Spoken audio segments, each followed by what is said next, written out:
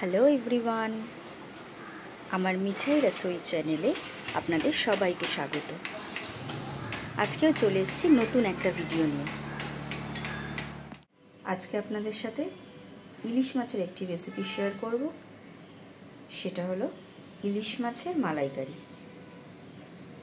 তার জন্য আমাদের কি কি লাগবে, এখানে আছে ইলিশ মাছ। ইলিশ মাছটিকে আগে থেকে নুন আর হলুদ মাখিয়ে রাখা আছে।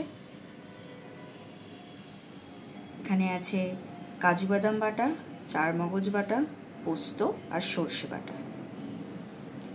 এখানে আছে টক দই, এটা ধনেপাতা বাটা। এখানে আছে কাঁচা লঙ্কা আর একটু ফ্রেশ ক্রিম। চলুন এবার রান্নায় ফেরা যাক। প্রথমে গ্যাসটা অন করে তার মধ্যে কড়াটা বসিয়ে দিলাম। কড়াটা গরম হয়ে যাওয়ার পর এর মধ্যে দিয়ে দেবো সর্ষের তেল।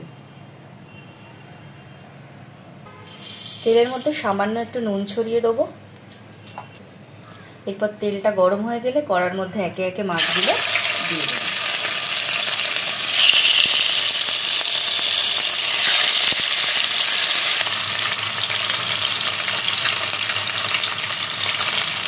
দুদিকে উল্টে পাল্টে এরকম হালকা করে ভেজে নিতে হবে।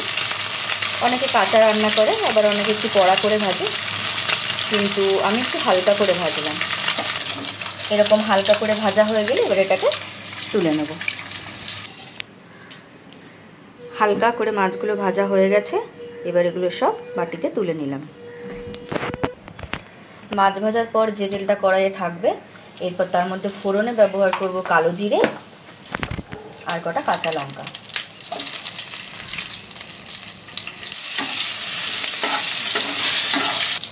এরপর এর মধ্যে যে কাজু বাদাম, চার মগজ, পোস্ত আর সর্ষে পেস্টটা ছিল ওইটা দিয়ে দেবো। এটা একটু ভালো করে নাড়াচাড়া করে নেব। এরপর এর মধ্যে দিয়ে দেবো স্বাদ মতো নুন। এরপর গ্যাসের ফ্লেমটা স্লো করে এর মধ্যে দিয়ে দেবো টক দই। এরপর এটাকে একটু ভালো করে মিক্স করতে হবে। এরপর এর মধ্যে দিয়ে দেবো ধনেপাতা বাটা।